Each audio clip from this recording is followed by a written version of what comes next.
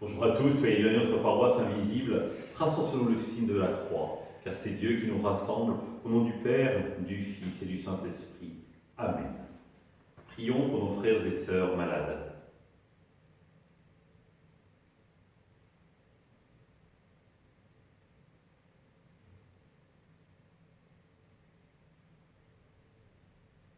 Prions pour les soignants et tous ceux qui œuvrent pour le bien commun.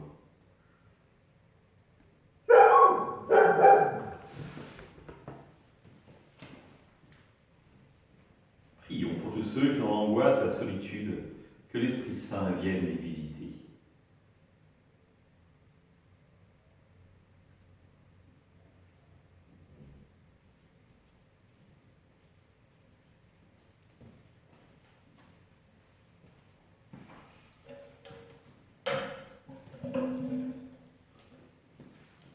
Pour manifester notre communion, je vais maintenant allumer cette bougie au cierge pascal.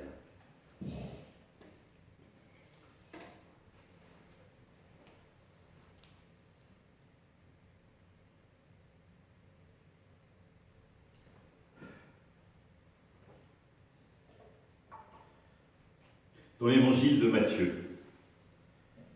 À qui vais-je comparer cette génération? Elle ressemble à des gamins assis sur les places qui en interpellent d'autres en disant « Nous vous avons joué de la flûte et vous n'avez pas dansé. Nous avons chanté des lamentations et vous ne vous êtes pas frappé la poitrine. » Jean-Baptiste est venu en effet, il ne mange pas, il ne boit pas, et l'on dit c'est un possédé. Le Fils de l'homme est venu, il mange et il boit, et l'on dit voilà un glouton et un ivrogne, un ami des publicains et des pécheurs. Mais la sagesse de Dieu a été reconnue juste à travers ce qu'elle fait. Acclamons la parole de Dieu, louange à toi, Seigneur Jésus.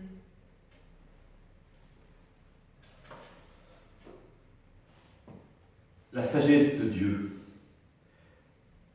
Sujet très intéressant si on y réfléchit. Qu'est-ce qu'une personne sage?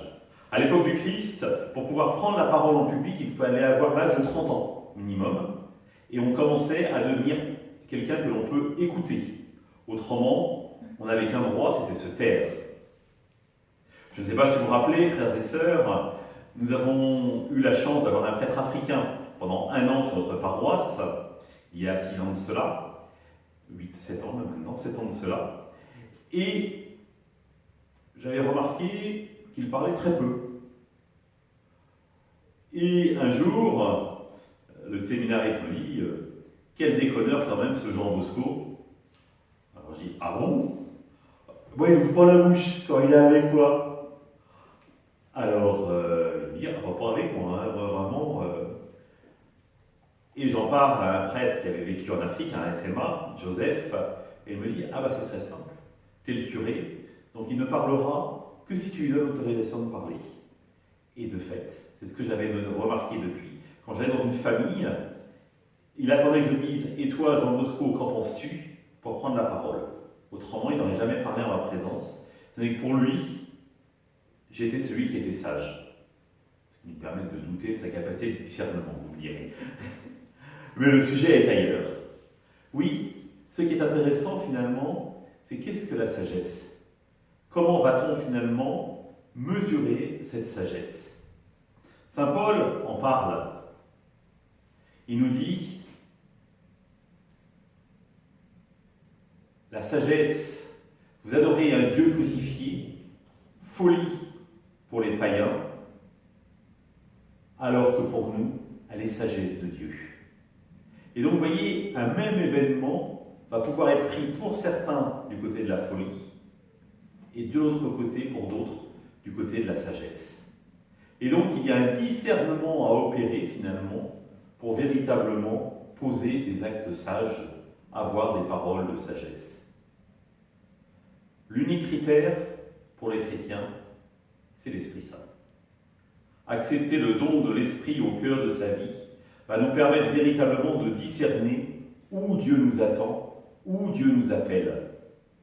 Et donc, dans ces cas-là, nous ne sommes pas comme ces joueurs de flûte. Nous avons joué de la flûte et vous n'avez pas dansé.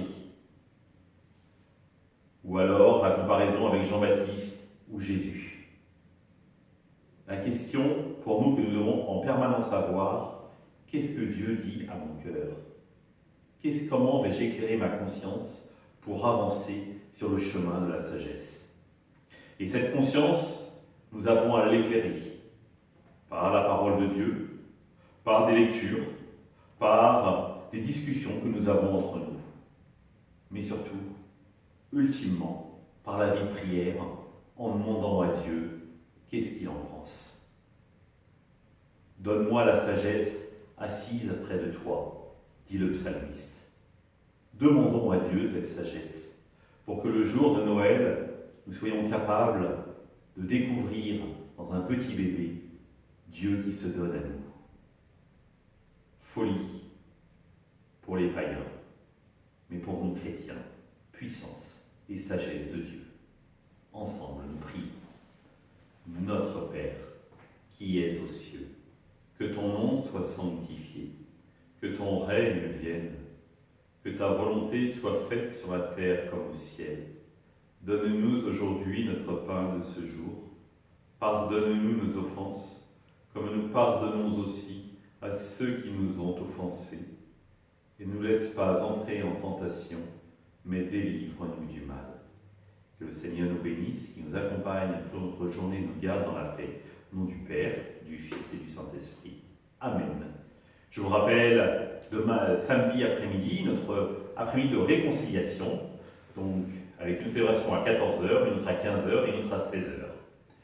Et je vous rappelle qu'il est temps de vous inscrire pour la messe de dimanche prochain.